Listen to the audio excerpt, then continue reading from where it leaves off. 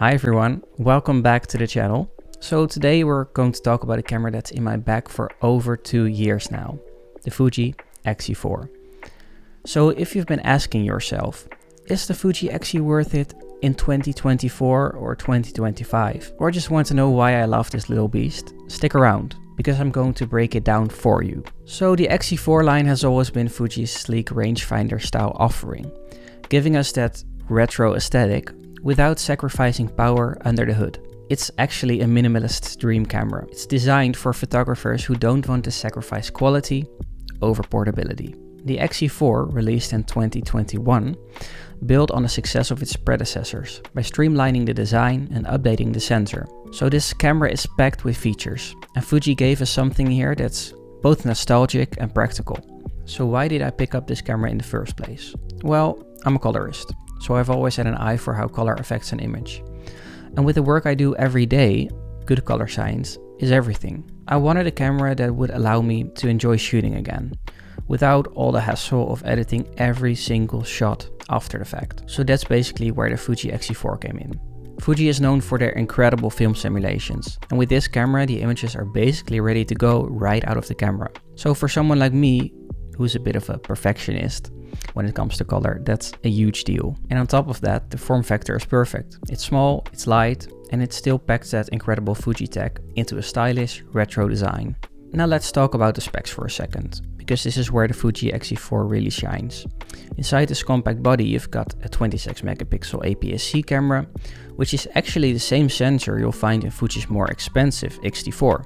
So you're getting flagship level image quality in a much smaller and more affordable package. Fuji's 425 autofocus points make for a reliable autofocus performance, even though not quite up to par with more recent phase detect autofocus offerings. You'll get 4K image quality up to 30 frames per second, Full HD up to 240 for smooth slow motion. But for me, the real standout feature is the color science. Fuji's film simulations allow you to achieve stunning looks in camera, which means you'll spend less time editing. Let's talk about the real reasons why I'm still in love with this thing after 2 years. First off, the form factor. It's so compact and discreet that when I'm shooting on the street, people barely notice me. So that's a huge deal for street photography.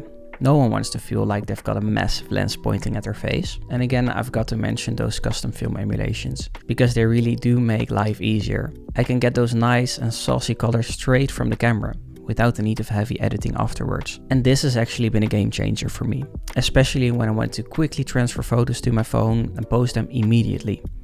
Before the X-E4, I've had to wait until I get home to edit, and by then I'd usually just forget about those pictures. Now, I'm sharing those images right from the camera. And of course, the dials. Fuji's tactile controls are a dream for every photographer, especially if you like to be hands-on with your settings, just like me. I like to be in control, I like to do things manually. Alright, now lens talk. The Fuji X-E4 uses an APS-C sensor, which means the lenses are more affordable than full frame equivalents. So that's another bonus. One of my favorite lenses is the 27mm pancake lens, but I do have a little bit of a love and hate relationship, because it's not always wide enough for my style of shooting. But because it's so tiny and portable, I always end up using it way more than expected, especially when I'm on holidays. It's perfect for those days where you don't want to carry a lot of gear, but you still want quality images. And again, the small size means I can stay discreet for crucial street photography. I've also got a few retro lenses that give my shots like a whole different feel. They really add to the nostalgic film simulations that Fuji offers. So is the Fuji X-E4 still worth it in 2024? Absolutely. For me it is. It's a perfect mix of portability, style and performance. And as someone who's pretty picky about color, Fuji's color has actually made a huge difference in how I shoot and share my work. It just makes photography fun again. And to be honest with you, even though the camera was released in 2021, I still haven't seen a camera that rivals Fuji in style, quality and portability. If you enjoyed this video or found it helpful, don't forget to like and subscribe. And what's your favorite camera to go? Let me know in the comments below.